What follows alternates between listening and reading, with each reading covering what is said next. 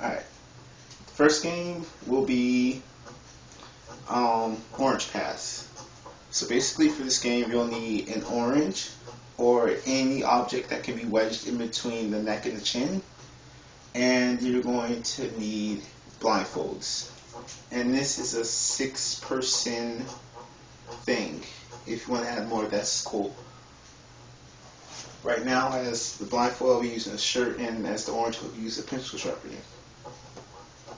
So what you're going to want to do is blindfold all the people and have them form in a circle facing each other. I'm not really going to blindfold myself right now. Then you're going to give the orange to the first player that you choose, and you're going to instruct them to put it in between their chin and their neck. And as the other person, I'll use my hand. So the first person will take it and go clockwise around the circle. So the first person will pass it to the chin and neck of the next person, and then it'll keep passing around. Now, say the first person were to pass it, and during the passing phase, it dropped. The passing player, the player that had it and was passing it to the next player, would be out.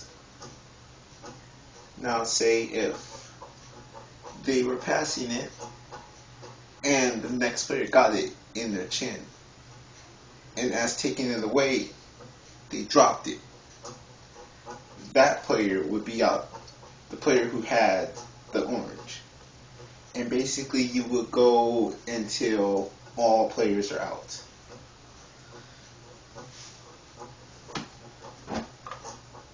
For the next game, you're going to need some books. You can use Bibles and a cup. This is called Bite the Cup. So, you can start by getting some books, as you can see here, and stack them up and get the cup. Now you're going to want the cup about mid-calf. You want the cup about mid-calf. And basically, I don't know if you can see, basically, you're going to stand on one foot and bend down. Bite the cup with your mouth without touching this foot to the ground or your hands. Let me try that again.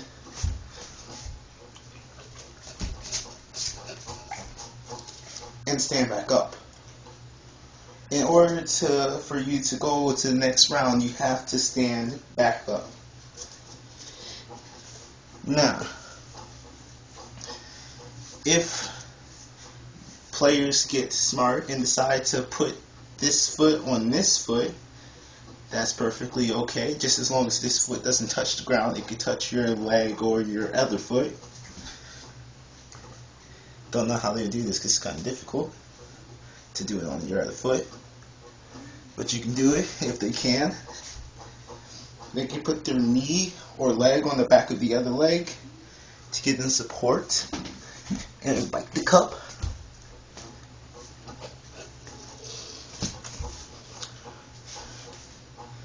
But that's basically it. They have to stand back up and be in a full standing position and can't drop it.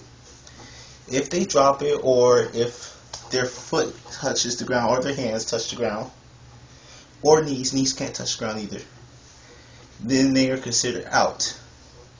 And as the next rounds go, you would subtract the book, and then the next round will start. And when everybody passes and people get out, you would keep subtracting books until it becomes progressively harder for them to get the cup, because it will become progressively harder, especially when the cup is on the ground. Now, if there is to be two people that actually get the cup to be on the ground and they still get it, you might want to put books under them to raise them up and make it harder. Don't know how that be on the Bibles, but I don't think they get it that far anyway. I think that's it for this game. Oh yeah, and you can even put this up to knees height because it's still kind of hard mid-shin. So you might want to kind of put it like up here-ish would be fine as a starting point. Alright, the third game. This game, you are basically, you'll need a spoon or any tiny object that will fit in the spoon, food being a tiny object. It can be Skittles, M&M's, or as I'm using, a grape. In this game, you're going to put the handle in your mouth, and basically, you're going to try to get the grape in your mouth from the spoon without picking up the grape with your hand or without picking up the handle with your hand. You can use your hand to bounce the spoon up to go into the air and catch it with your mouth.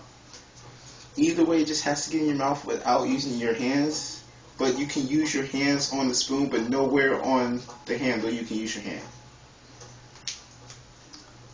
There is a cheat to this game to make it way more easier than it actually is, and they're probably going to try to make it harder than what it is. I don't know, but you can take it, put this under your tongue and open up and let it roll down to your mouth like so.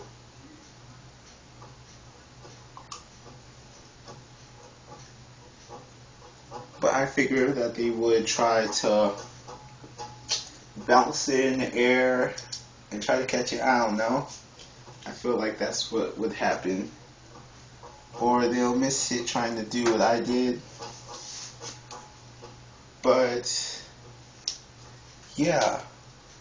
And as for the bite the cup, that can be a 10-person team. That can be a 10-person thing. It can be as many people as you want because that one is, it's not really that time consuming. But I would say 10 people to keep it a little bit of people, but a lot of people. And as for this can be as many people as well. And the first person to get it in their mouth would win. And yeah, that's about it. If you do have questions, you can always text me or Facebook me, or you can call me. I'm going to put the things you need in the description below this video, and I'm also going to text you during when I get out of school, 2:15. No, I'm gonna text you around 8:40 before I get to class in the morning, and I'm gonna text you the needs list, and I'll tell you that it's in the video in the description bar. And that's about it. If you have any questions, you know how to contact me. And we're good.